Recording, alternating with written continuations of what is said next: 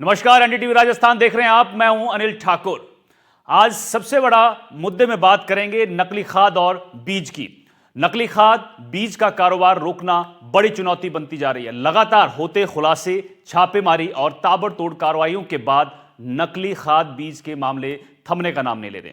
वहीं किसान बेहाल है। लगातार तस्वीरें सामने आ रही हैं जहां किसान नकली खाद या बीज डालने के बाद फसल गंवा बैठे हैं। यही नहीं, उनके सामने जीवन यापन का भी संकट खड़ा होता दिख रहा है। कृषि मंत्री किरोड़ीलाल मीणा लगातार बीड़ा उठाए हुए हैं और नकली खाद बीज कंपनियां जो है उन पर छापेमारी हो रही है, धांधली को उजागर कर रहे हैं और सख्त एक्शन भी ले रहे हैं। लेकिन सवाल यह भी खड़ा होता है कि जिस काम को अधिकारियों को करना चाहिए, जिस काम के लिए स्पेशल जांच एजेंसियों का गठन किया गया है, उनका एक्शन नदारद दिख रहा है। जो काम अधिकारियों को करना चाहिए वो काम एक मंत्री जी करते आ रहे हैं। चौंकाने वाली बात तो यह है कि सरकारी दुकानों पर मिलने वाली खाद में भी मिलावट की खबरें आ रही हैं। किसानों की शिकायतें हैं कि सरकारी दुकानों से खाद बीज खरीदने के बाद भी उनकी फसल को नुकसान हुआ है। दरअसल चिंता की बात तो यह है कि सैंपल की जांच में इतनी देरी हो रही है कि तब तक किसान खेतों में खाद डाल चुके होते हैं। किसानों को सही जानकारी नहीं है। सरकारी तंत्र जागरूकता फैलाने में नाकाम नजर आ रहा है और नकली खाद बीज के व्यापारी इसका पूरा फायदा उठाते हुए फल फूल रहे हैं। नकली खाद और बीज के कारण फसलें तो खराब हो ही रही हैं, साथ ही किसानों के खेतों के भी बंजर होने का खतरा लगातार बना रहा है। ऐसे में सवाल यह है कि सबसे बड़ा सवाल जो कि क्या नकली खाद बीज फैक्ट्रियों पर कार्रवाई की जिम्मेदारी सिर्फ मंत्री की है?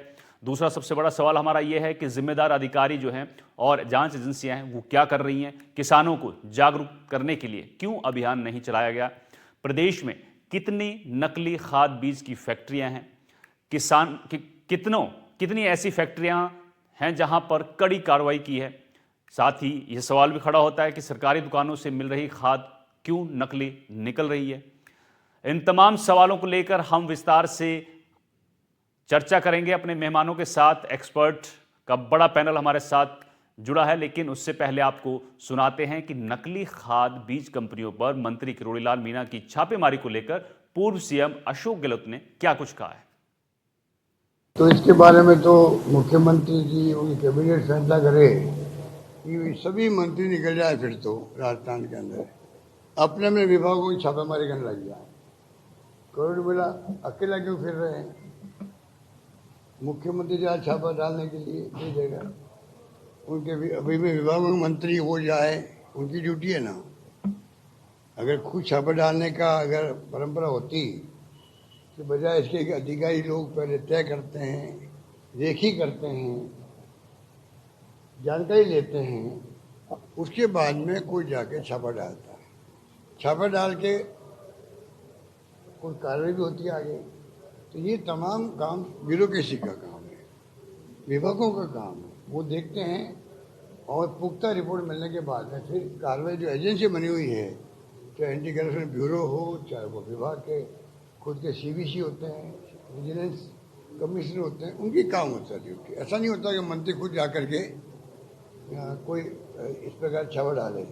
उसके कई बार दुष्परिणाम भी आ जाते हैं, जो मैं अभी इसको बोलने के लिए उचित नहीं समझता हूँ। पर ये परंपरा मंत्री के लिए भी ठीक नहीं है जो वो कर रहा है। तो जो नकली बीज और खाद का कारोबार है ये किसानों की कमर तोड़ रहा है। आपको हम ग्राफिक्स के जरिए दिखाएंगे कि किस तरह से यह असर डाल रहा है पूरे राजस्थान में और जिम्मेदार अधिकारी जो हैं वो क्या कर रहे हैं, किसानों को जागरूक करने के लिए क्यों अभियान नहीं चलाए जा रहे हैं। ये एनडीटीवी के बड़े सवाल हैं। प्रदेश में कितनी नकली खाद बीज की फैक्ट्रियां हैं? कितनी ऐसी फैक्ट्रियां हैं जिन पर कड़ी कार्रवाई की गई है? सरकारी दुकानों से क्यों नकली खाद मिल रही है? ये भी बहुत बड़ा सवाल है। क्या नकली खाद बीज फैक्ट्रियों पर कार्रवाई की जिम्मेदारी जो है सिर्फ मंत्री की है?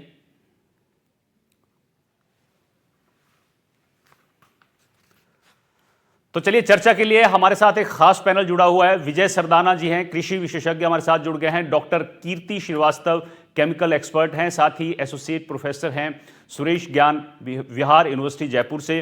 उसके अलावा भावना फूड एक्सपर्ट हमारे साथ जुड़ी हैं और चीफ ऑफ डाइटेटिक्स भी हैं यशोदा हॉस्पिटल की। नानूराम नेथवाल जो हैं वो किसान हमारे साथ जुड़ गए हैं। इनसे चर्चा करेंगे हम। विस्तार से कि किस तरह से जो राजस्थान में या पूरे देश में नकली बीज और खाद का कारोबार चल रहा है, उससे कितना नुकसान किसानों को हो रहा है, स्वास्थ्य को हो रहा है और ज़मीन को हो रहा है। बहुत बहुत स्वागत आपका सभी का एनडीटीवी राजस्थान पर। सबसे पहले नानूराम निथवाल जी, आप किसान हैं और राजस्थान पूरे प्रदेश में जो किसानों पर असर पड़ रहा है, उनकी कमर टूट रही है, ये सारा नकली कारोबार चल रहा है पूरे प्रदेश में, इस पर मैं आपसे जानना चाहता हूं सबसे पहले कि किस तरह से किसानों पर इसका असर हो रहा है, किस तरह आपकी जो आर्थिक स्थिति है वो खराब हो रही है और किसानों की कमर कैसे टूट रही है जो नकली बीज और अवैध खाद का कारोबार जो है वो चल रहा है।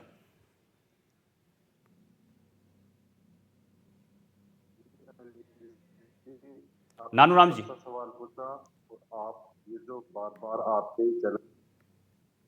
जी हाँ जी, मेरी आवाज आ रही है? जी अनिल जी जी आ रही है, आपको? बोलिए बोलिए। हेलो, मेरी आवाज आ? जी हाँ, आपके चैनल पर जब भी ये मुद्दा रखा जाता है किसान से संबंधित, तो मुझे बहुत खुशी होती है। कोई तो चैनल है जो किसान की कम से कम पीड़ा को व्यक्त कर रहा है या दिखा रहा है। मेरी आवाज आ रही है अनिल जी? बिल्कुल जी बिल्कुल, आप बोलिए, अपनी बात रखिए। किसान की, हाँ, किसान की सबसे जरूरी चीज होती है खाद और बीज। जब ये दोनों ही नकली है, खाद और बीज, तो किसान खेती कैसे करेगा? किसान की तो कमर वैसे ही टूट गई। और किसान इतना भोला प्राणी है, अपने यहाँ जो खेती करता है उसमें जो शुद्ध अनाज होता है या शुद्ध जो सब्जी होती है वो मार्केट में बेचता है, खराब अपने लिए रखता है। और उसी किसान को वो अनाज बोने के लिए या सब्जी पैदा करने के लिए ये तो खराब चीजें देते हैं। ये कितने शर्म की बात है। फिर आपको दूसरी बात बताऊं, मंत्री एक मंत्रिमंडल का हिस्सा होता है, तो सरकार पूरी जो मंत्रिमंडल होता है मंत्रियों का हिस्सा है। अधिकारियों को, जो आपने सही कहा कि अधिकारियों को जो जांच करनी चाहिए उसमें के मंत्री जांच कर रहे हैं, लेकिन सरकार का कोई एक बाइट नहीं आता, सरकार का एक संज्ञान नहीं आता। मीडिया के थ्रू मुख्यमंत्री या सरकार का कोई मंत्री ये नहीं किसानों के सामने या मीडिया के सामने, जनता के सामने ये नहीं बताता कि साहब इसकी कैसे रोकथाम होगी या इसको कैसे हम रोकेंगे, इसकी कब तक जांच होगी, इनकी क्या कार्रवाई होगी। तो किसान का विश्वास कहाँ रहेगा? दूसरी बात, किसान जो जमीन जो बंजर हो रही है, हम डीएपी जो फेंकते हैं उसके कंकड़ सदियों तक पड़े रहते हैं, वो पिघलते नहीं, तो वो जमीनें बंजर हो रही है। बीज में अब की बार ही मैंने ग्वार का बीज लेके आया था, तो ग्वार के बीज में जो इनका जर्मिनेशन होता है वो 70% लिखते हैं, 2% जर्मिनेशन होता है। अब वो किसान ठगा जाता है, उसको बेचारे को ये भी पता नहीं है कि वो शिकायत कहाँ करे, कहाँ से इनकी जांच करवाए, कहाँ क्या करे। वो बेचारा दुकानदार उसको कहता है कि ठीक है, आप जितना बीज बर्बाद हुआ वो आप दूसरा बीज ले लो, यहाँ तक सीमित है। अब वो दूसरा बीज लेता है तो उसकी बुआई का समय निकल जाता है और उसका खेत बंजर रह जाता है। इस तरह से किसान को नुकसान ही नुकसान है।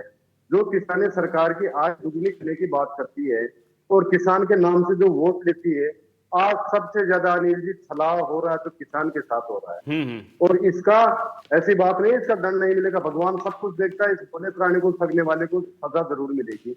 मेरा कहना यह है कि इसमें पूरे मंत्रिमंडल को, पूरी सरकार को इसकी जांच करवानी चाहिए। शर्म की बात यह भी है, एक मिनट में अनिल जी मेरी छोटी सी बात और बता दूं, जो दिल्ली से हमारे केंद्रीय कृषि राज्य मंत्री है, उनके एरिया में मकराना के अंदर उन नाक के नीचे जब ये गोरख धंधा पकड़ा जाता है, खुले में धड़ल्ले से धंधा हो रहा है और उनकी अब तक जांच नहीं हो रही है उनके सैंपलों की, तो ये कितने शर्म की बात।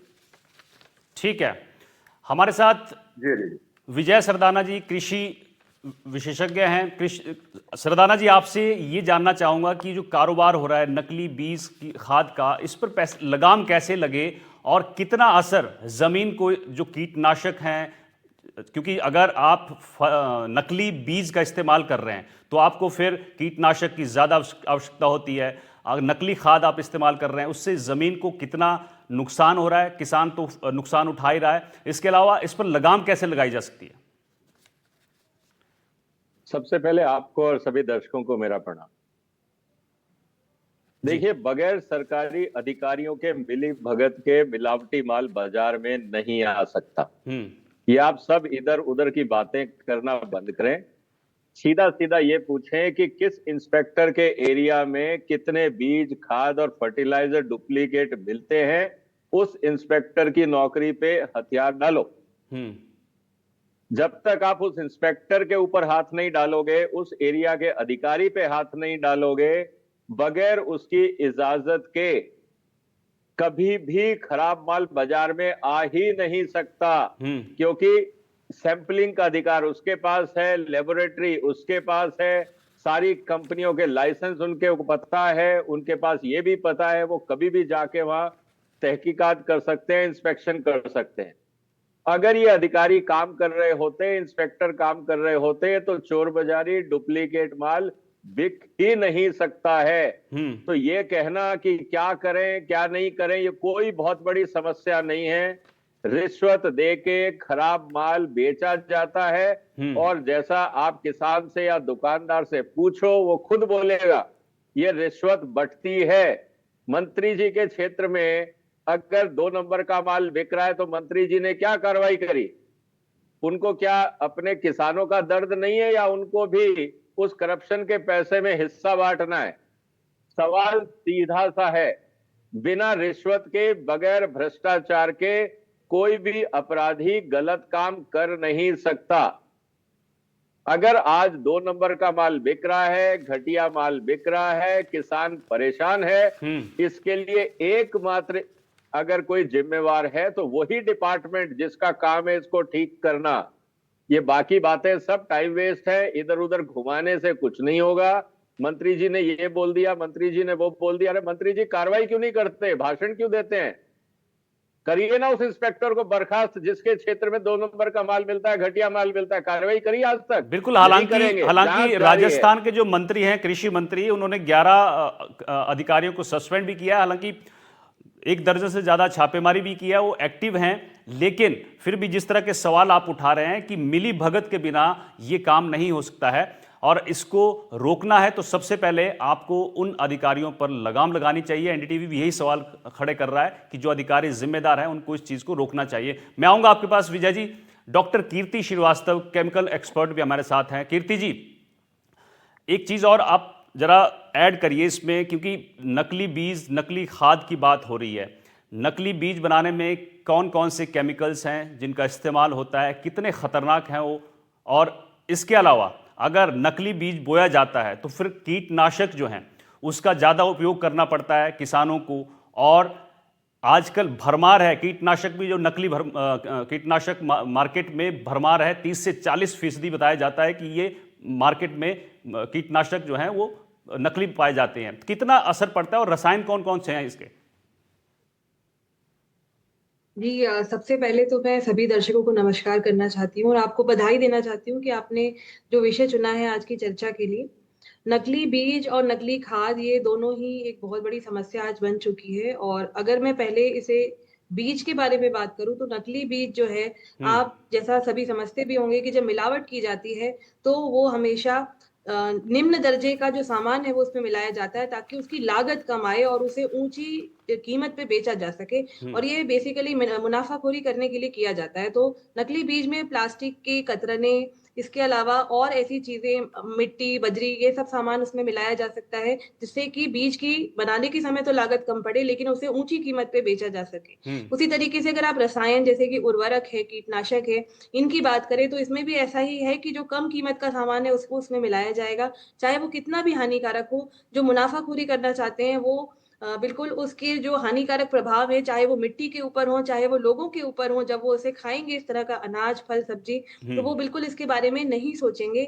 और क्योंकि समस्या की यहाँ बात हो रही है, बाकी सभी पैनलिस्ट ने जो सरकारी लापरवाही और एक आपराधिक मिलीभगत की बात की है, इन 2 पहलुओं के अलावा मैं और 2 ऐसे विषयों के बारे में आपका ध्यान आकर्षित करना चाहती हूँ। उसमें पहला जो सबसे बड़ा कारण है वो है कि इन उर्वरक, कीटनाशक और बीजों की बहुत बड़ी जो एक मांग एक बहुत ही कम समय में देखी जाती है कि बुआई के 1 या 2 महीने में ही भारी मात्रा में लोगों को वही बीज, वही कीटनाशक, वही उर्वरक चाहिए। एक तो ये इसका बहुत बड़ा कारण है जो मुनाफाखोरी को बढ़ाता है और उसका एक आपको मिलावट के रूप में उसका परिणाम देखने को मिलता है।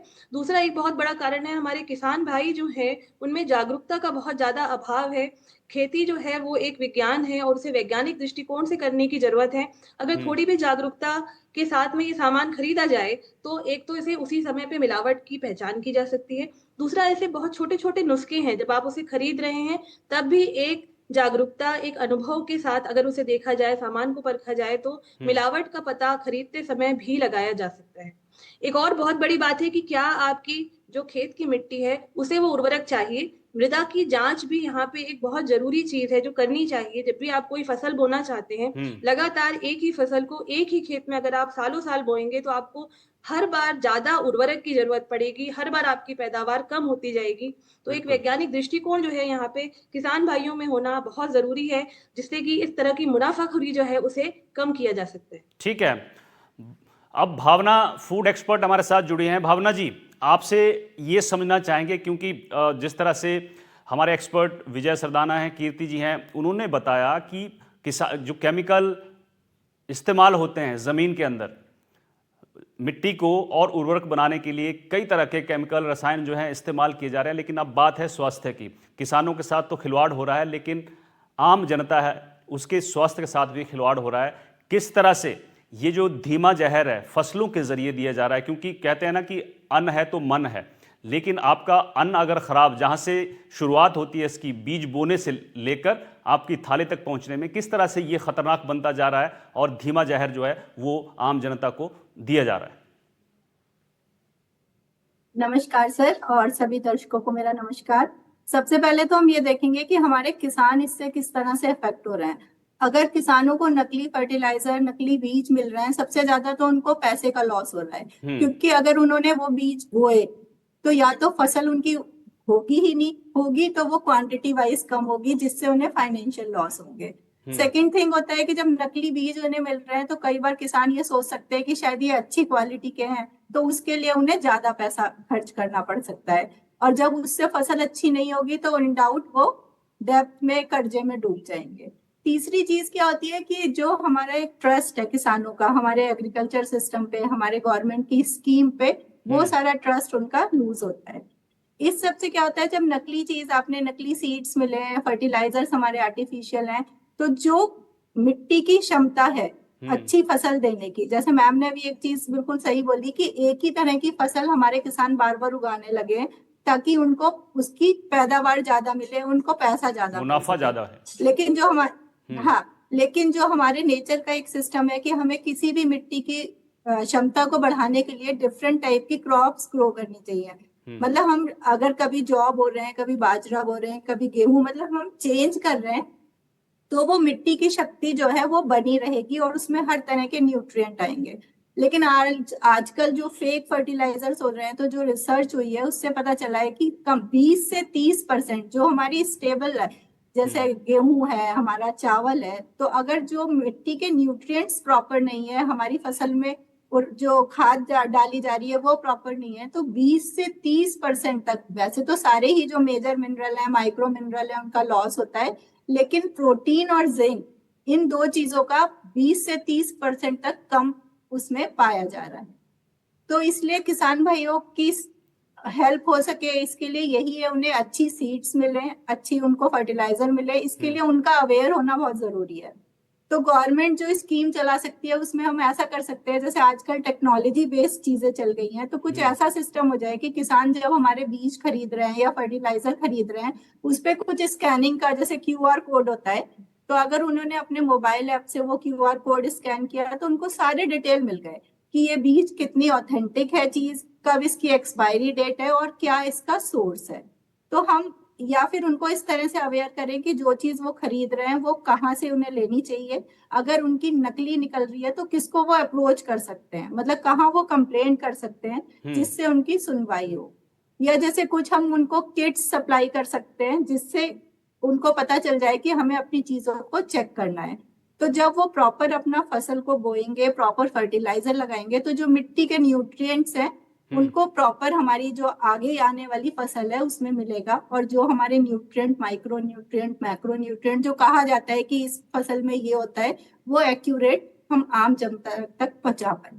ठीक है विजय सर, जिस तरह से भावना मैम ने बताया और इससे पहले कीर्ति जी भी बात कर रही थी कि किसानों में एक तो जागरूकता की कमी देखी गई है, और ये जो सारी चीजें हैं इन पर नकेल कसने के लिए आपने पहले बात की, लेकिन क्या जागरूकता नंबर 1, ठोस कानून होना, क्योंकि केंद्र सरकार भी कह रही है कि इसको रोकने के लिए हमें और कड़े कदम उठाने चाहिए, नियमों का सख्त पालन नहीं होता, तो और क्या क्या ऐसी चीजें कर सकते हैं जिससे इसको पूरी तरह से, जो बीमारी है, कैंसर है जो एक तरह से, उसको खत्म किया जाए? देखिए, हमें थोड़ा सा ना लॉजिकल होना पड़ेगा। आपने कहा कि किसान को जागरूक होना चाहिए। किसान ने पेस्टिसाइड का डब्बा खरीदा, अब उसके अंदर मिलावटी पेस्टिसाइड है, क्या वो पी के देखेगा? क्या उसको कैसे पता लगेगा? उसके पास लेबोरेटरी तो है नहीं। तो जागरूकता क्या कर लेगी? यहां पे पेस्टिसाइड डब्बे के अंदर है, पेस्टिसाइड होना चाहिए मान लीजिए 25%, उसमें है 5%। किसान को कैसे पता लगेगा? जब तक वो छिड़केगा नहीं, उसका असर नहीं देखेगा, तभी तो पता लगेगा। तो जागरूकता तो किसान में है, तभी तो वो कह रहा है कि उसको खराब पेस्टिसाइड और बीज मिल रहा है, क्योंकि रिजल्ट नहीं आ रहा है। तो किसान को आप कैसे बताओगे? डब्बे में अगर बंद है पेस्टिसाइड, उसको कैसे पता लगेगा?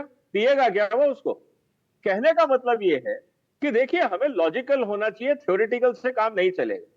सबसे पहली बात तो यह है कि जितने भी आपके क्षेत्र के अंदर पेस्टिसाइड बिक रहे हैं, आप अगर उनकी सैंपलिंग लेके टेस्टिंग कर रहे हैं, उस टेस्टिंग रिपोर्ट को सार्वजनिक करिए। इंस्पेक्टर सैंपल लेता है, टेस्ट किया या नहीं किया, किस कंपनी का सैंपल लिया, कौन सा सैंपल लिया, ये रिपोर्ट सार्वजनिक क्यों नहीं की जाती है? वो इंस्पेक्टर इसलिए रिपोर्ट सार्वजनिक नहीं करते कि सैंपल का नाम लेके डरा के वो रिश्वत लेते हैं। अगर वो हर चीज सार्वजनिक कर देंगे तो रिश्वत कौन देगा? 2 नंबर का आदमी जो घटिया माल बना के किसान से लाखों रुपए इकट्ठे कर रहा है, उसमें हजारों रुपए वो बांट देता है। मैं आपको लाइव एग्जांपल दे देता हूं, व्हाट्सएप मैसेजेस दे देता हूं, जिसके अंदर मैन्युफैक्चरर्स ने साफ साफ कहा है कि इंस्पेक्टर को जाके 20,000 रुपए दे दो, मेरी बात हो गई है। सीधी आज का एग्जांपल देता हूं मैं, आप किसान की पेस्टिसाइड की बात कर रहे हो। आज मैंने जेप्टो से लस्सी छाछ मंगाई है, आज मेरे को 22 तारीख की छाछ डिलीवरी हुई है, दिल्ली के अंदर, नोएडा के मैं बात कर रहा हूं। क्या यहां इंस्पेक्टर को नहीं दिख रहा है? मेरे को दिख रही है, डेट जो छपी हुई है, किसी को नहीं दिख रही। ना उस कंपनी के मैनेजर को दिख रही है, ना जेप्टो के स्टाफ को दिख रही है, ना डिलीवरी बॉय को दिख रही है, ना इंस्पेक्टरों को दिख रही है, ना उनका इन्वेंट्री मैनेजमेंट है, ना डेट बेस इन्वेंट्री है। सिर्फ कस्टमर ही अगर अलर्ट है तो मैंने पकड़ा है कि भाई मेरे को आप एक्सपायर्ड प्रोडक्ट क्यों दे रहे हो?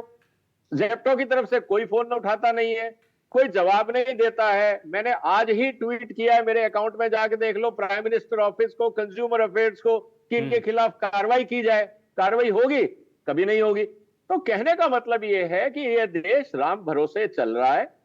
अगर जिस दिन सरकार चाहेगी कि खराब बीज, खराब पेस्टिसाइड किसान को नहीं मिले, 24 घंटे के अंदर ये देश सुधर जाएगा। क्योंकि जो यानी जो तंत्र है, तंत्र उसको सुधारना पड़ेगा, जो अधिकारी हैं, जिनकी जिम्मेदारियां हैं। तंत्र के, अरे देखो, तंत्र नहीं सुधारना पड़ेगा, तंत्र ही भ्रष्टाचार का सोर्स है। बिल्कुल, मैं उसी की बात कर रहा हूं। जो अधिकारी जिम्मेवारी नहीं लेगा कि उसके क्षेत्र में, एमएलए एमपी जिम्मेवारी नहीं लेंगे कि उनके क्षेत्र में डुप्लीकेट माल नहीं बिकेगा, तब तक ये नहीं होगा। इंस्पेक्टर और अधिकारियों को छोड़ दो, एमएलए और एमपी से पूछो तुम्हारे यहाँ पे खराब माल क्यों मिल रहा है, तुम्हारी क्या जिम्मेवारी है? बिल्कुल, तो जनप्रतिनिधि हैं, उनको भी आगे आना पड़ेगा, और अधिकारी हैं, उनको भी। नानूराम जी, जिस तरह से आप सुन रहे थे अभी, क्या कहना चाहते हैं? प्रदेश सरकार है और देश की सरकार है, क्या कहना चाहेंगे कि जो किसानों के साथ धोखा हो रहा है उसको कैसे खत्म किया जाए? देखिए सर, अभी जो मैं एक्सपर्ट की राय सुन रहा था, ये जो बता रहे थे कि साहब एक तो किसान के ऊपर जो फसल चक्र नहीं अपनाती, तो ऐसा कोई किसान नहीं है जो फसल चक्र के बारे में न जानता हो। वो हर बार बेचारा फसल चक्र अपनाता है, लेकिन ज्यादा मुनाफा लेने के लिए वो खाद का इस्तेमाल करता है। ओरिजिनल बीज इसलिए लेके आता है कि साहब हम 2 बार या 3 बार जिस बीज की बुआई कर लेते हैं, वो बीज थोड़ा बेकार हो जाता है, तो नया बीज अपने इस विश्वास से लाते हैं कि साहब हमें अच्छा बीज मिलेगा। और किसान कभी भी, ये जो अभी आपके एक्सपर्ट कह रहे थे कि साहब जागरूकता नहीं है, और जो बीज खरीदते हैं उसमें जागरूकता के हिसाब से नहीं खरीदते, जागरूकता नहीं, किसान विश्वास से खरीदता है। किसान एक वो कौम है जो विश्वास से बीज खरीदता है, विश्वास से खाद खरीदता है। अब उसको अगर नकली देते हैं तो आज उसकी हालत ये है कि किसान के खेती करना वैसे भी छोड़ रहे हैं, और जो कुछ बचे हैं, मेरे को एक किस्सा याद आ गया अनिल जी। एक बार एक नाव में 2 शराबी बैठे हुए थे, नाव डूब रही थी, तो एक शराबी ने कहा कि भाई नाव डूब रही, तो दूसरे ने कहा कि कोई बात नहीं, किराए की है, उसने ये नहीं सोचा कि साहब हम भी साथ में डूब रहे हैं, सरकार भी डूब रही है, देश के रीढ़ की हड्डी किसान की कमर नहीं टूटेगी, देश की कमर टूटेगी। किसान देश के रीढ़ की हड्डी है। चौधरी चरण सिंह कहा करते थे कि देश की प्रगति का रास्ता किसान के खेत और खलिहान से निकलता है। ठीक है। आज वो बातें खत्म हो गई। अगर किसान के साथ जिस देश में फलाह हो रहा है वो देश कभी आबाद नहीं हो सकता। ठीक है, ठीक है, इसलिए ठीक है नानू राम जी। सरकार को इनको पकड़ने का या इनको सजा देने का प्रावधान सरकार के पास है, किसान के पास कुछ भी नहीं है। किसान को अगर नकली मिलेगा तो किसान ठीक है, यानी बर्बाद है। कठोर सजा के प्रावधान होने चाहिए। कि कीर्ति जी, आप भी क्लोजिंग जो कमेंट है वो दे दीजिए, क्योंकि वक्त की कमी है। जी बिल्कुल सही बात कह रहे हैं हमारे कृषि विशेषज्ञ और किसान भाई कि तंत्र की लापरवाही है और किसान जो है वो हमारे देश की रीढ़ की हड्डी है। लेकिन साथ ही जो है जिम्मेदारी हमें सभी तरफ से सुनिश्चित करनी पड़ेगी। जहां सरकारी तंत्र की जिम्मेदारी हम सुनिश्चित कर रहे हैं, किसानों की जिम्मेदारी भी सुनिश्चित करनी पड़ेगी, क्योंकि एक आम जनता भी है जो आपके उगाए हुए फल सब्जी अनाज के ऊपर निर्भर करती है। और हम इस बात से भी परेशान है कि कीटनाशक की मात्रा हमारे दूध फल सब्जी में भी आ रही है। ठीक है, तो ये जो है सभी को अपनी जिम्मेदारी यहाँ सुनिश्चित करने की जरूरत है। सबको अपनी जिम्मेदारियां जो है वो सुनिश्चित करनी पड़ेगी। बहुत बहुत शुक्रिया आपका एनडीटीवी राजस्थान से जुड़ने के लिए, इस चर्चा में भाग लेने के लिए। तो सुना आपने कि नकली खाद और जो बीज है वो किस तरह किसानों को बर्बाद कर रहा है, और इसके लिए वो अधिकारी जिम्मेदार हैं, वो जनप्रतिनिधि जिम्मेदार हैं, जो जिन क्षेत्र में और जिन अधिकारियों की जिम्मेदारी है वो अपनी जिम्मेदारी सही से नहीं निभा रहे हैं। फिलहाल इस बुलेटिन में मेरे साथ इतना ही। आप देखते रहिए एनडीटीवी राजस्थान। नमस्कार।